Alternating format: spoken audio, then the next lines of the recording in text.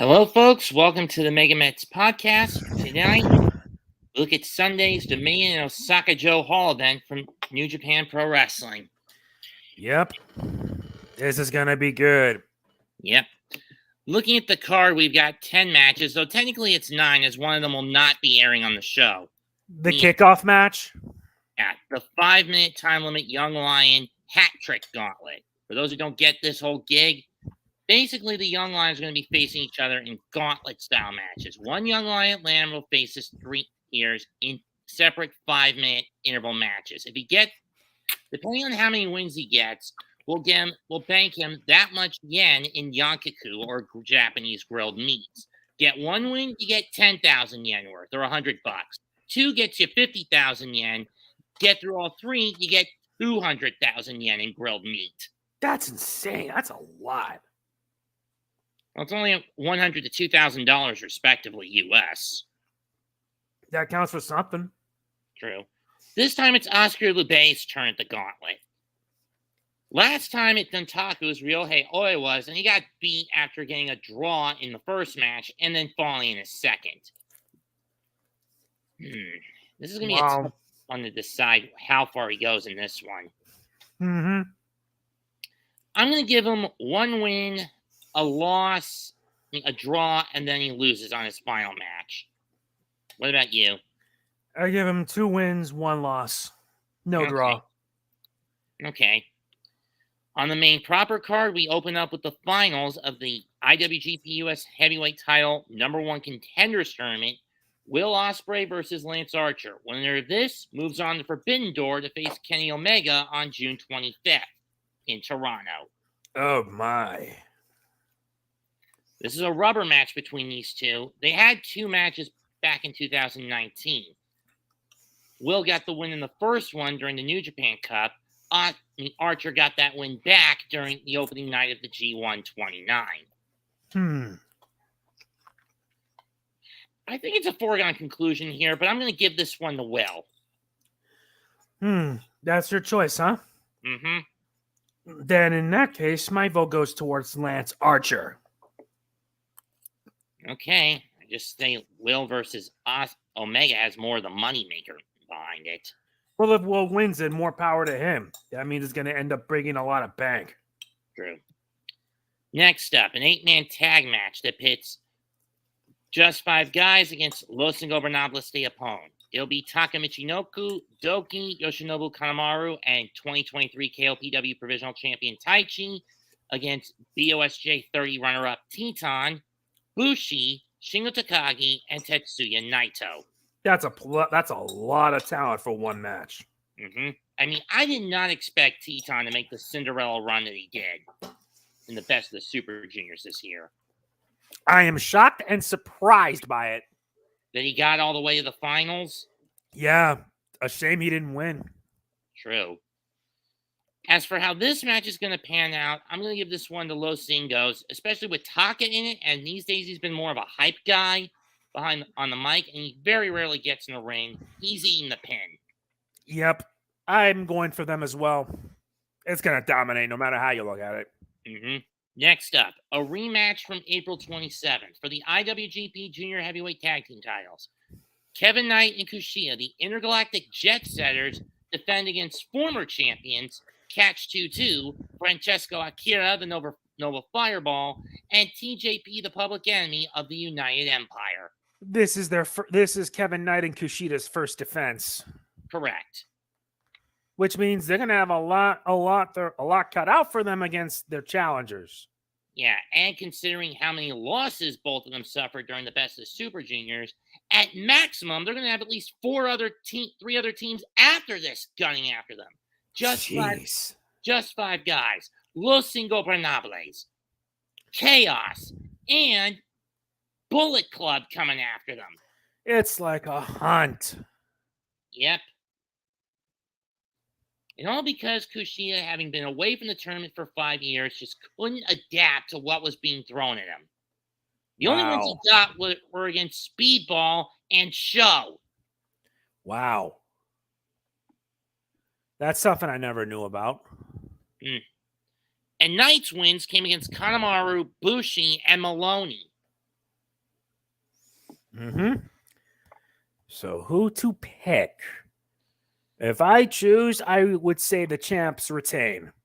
My vote's on Kevin Knight and Kushida. I'm going to go catch 2-2, mostly because out of the belt since 2014, the IWGP tag titles have had a nasty habit of bouncing around like hot potatoes, with the exception of the Desperado Kanemaru reign in 2018 and the recent Catch 2-2 run. The bouncing honestly needs to stop. I understand that. Next up, for the New Japan World Television title, a rematch from Dontaku. Zack Sabre Jr. will actually be making his 10th defense, not his 9th, as he has action in Andretti tonight on Rampage. I see. Goat puts it on the line again against Jeff Cobb, the only guy to take him to a draw. Oh, and a 15-minute limit. How messy would that turn out? Well, they took each other too slow last time. They got to speed it up this time. Yeah, you can't just go slow on this one. You got to be fast and quick. And let's run down the guys that Zack has taken down since winning the title on January 4th. Tomohiro Ishii, Clark Connors, Blake Christian, Shota Umino, Filthy Tom Lawler, the draw against Jeff Cobb at Dontaku, AR Fox, Rocky Romero, and tonight, Action Andretti. Yep. And he's been probably the key piece to the mighty Don't Kneel. Jeff Cobb, on the other hand, looking for his first taste of singles gold since holding the Never Crown for a brief time in 2019. Yeah, he should have held on to it for a bit longer, to be honest. That right. So if I were to choose, well, this is tough. On one hand, Zack Sabre should retain, but on the other hand, Jeff should get his chance to shine. So I'm going Jeff. Crown's up. Yep. Jeff's Next got to win it at least. Anyway, let's move on to the next. This has probably had the most convoluted setup. Originally, this was meant to be a triple threat for the IWGP heavyweight tag titles between Aussie Open, Bishamon, and the House of Torture. But Mark Davis's knee blew his knee out, which led to him and Kyle Fletcher vacating both the IWGP heavyweight and New Japan Strong openweight tag titles. Jesus Christ. Which led to initially the match becoming a straight 2-on-2 between Bishamon and the House of Torture. However, Ryohei and Aaron Hanare interjected on the final night of the BUSJ and demanded that they be put in the match. So, jeez, this is much. Yeah. So, therefore, it's once again a triple threat with Okan and Hanare taking the place of Aussie Open against Bishamon and the House of Torture. Winner of this becomes both the 4th New Japan Strong Openweight Tag Team Champions and the 99th IWGP Heavyweight Tag Team Champions. My bigger question is who's going to end up being the 100th? Maybe we'll find that out before the year's up. Yep. Anyway, the way I see this playing out in my head, Bishamon is the odd duck out. They are not winning this one. Yeah. They got no chance. So it boils down to the United Empire and the House of Torture. My issue with the House of Torture is when are Evil and Yujiro going to get it through their thick fucking heads? No, everybody is sick of the House of Torture antics. The fans are sick of it. Management's sick of it. I'm pretty sure David Finlay, who's now leading Bullet Club, is sick of it. He wants a Bullet Club full of savages and killers, not clowns and constant cheats. The House of Torture is not winning this. I'm making my bet pretty clear right now. You're going Okan and Hanare? Yeah, Okan and Hanare. The House of Torture must not win. Got that right. But because if everyone's sick of it, they got to be put down. Yeah. And if Finlay was smart, he'd do the one thing Jay White didn't do or couldn't do, and that's get rid of these bums. All 4 of them. They should have.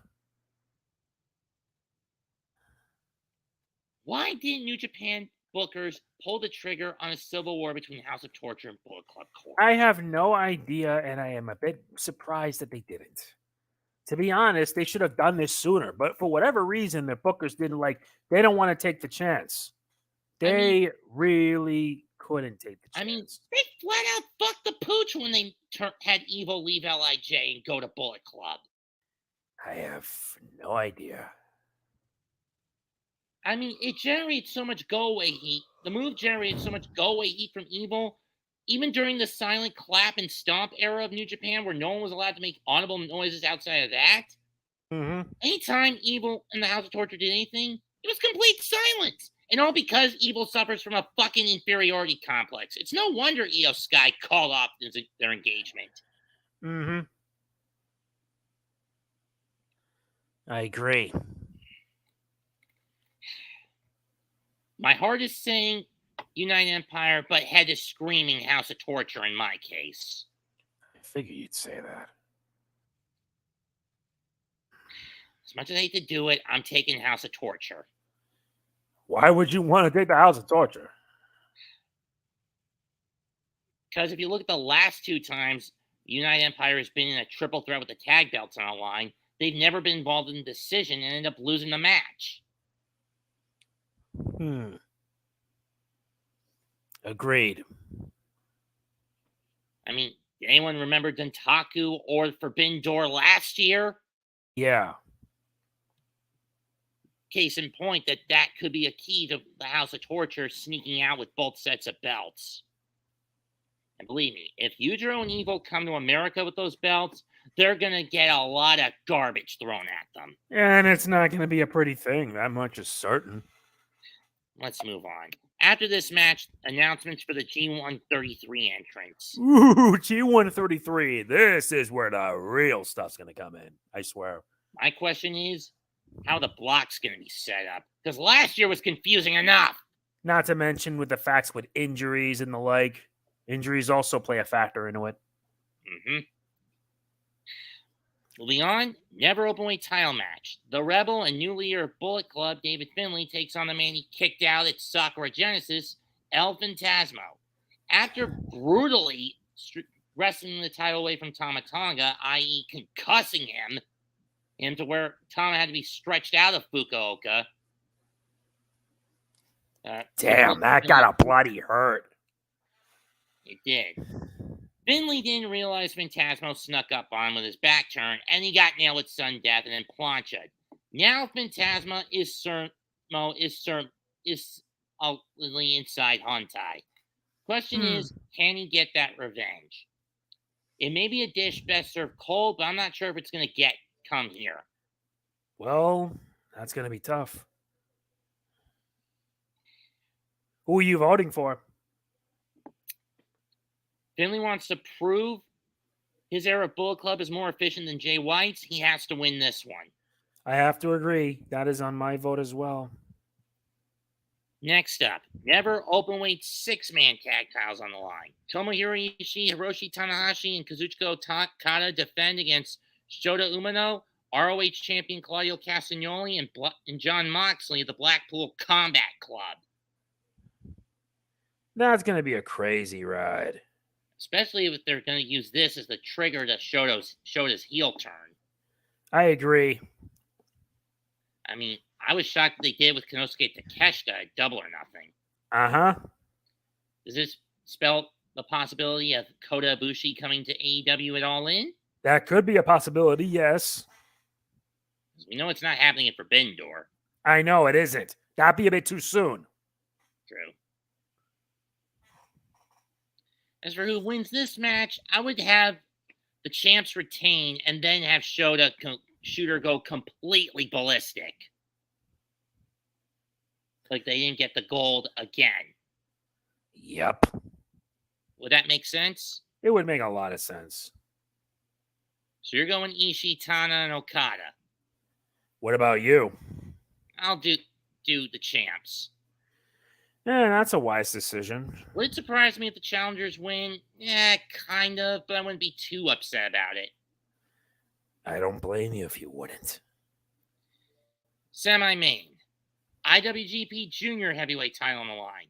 The challenger, BOSJ 30 winner, and the guy no one picked to win this, Master Wato. Just wow. Battles Hiromu Takahashi. Just wow. Hiromu Takahashi versus Master Wato. I mean, after Desperado lost to Teton, you remember that post I left on Discord for you. I remember. You were frustrated as fuck. I mean, I was like, you're kidding me. They're giving it to Wato? And sure enough, they gave it to Wato. Wow. Of course they have to give it to Wato. I am not that surprised.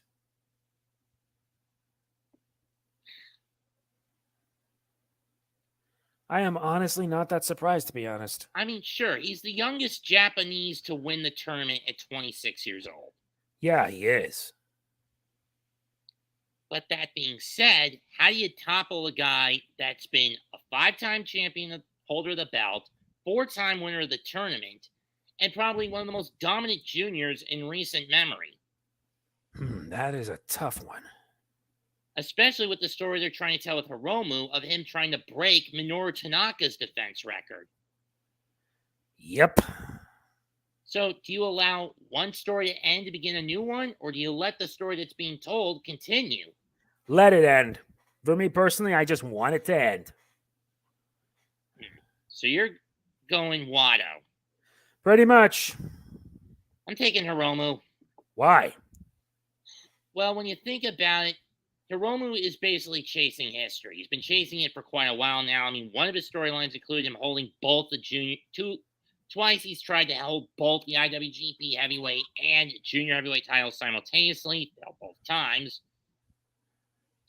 He's tried to be the guy in the match with the IWGP versus junior versus IWGP World Heavyweight at the anniversary show. Failed both times.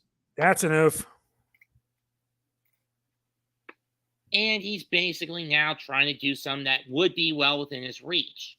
Break the defense record. And he would actually do it in about half to 3/4 of the time it took Okada to break Tanahashi's defense record. Yep. I mean, as it stands now, the only other defense he'd have, if he has left after this one, would be the defenses against Speedball Mike Bailey and Leo Rush. He won't do it against Teton since they're in the same faction. He'll get Speedball at some point in August, and by September through November, Leo will be going after him again. Figures.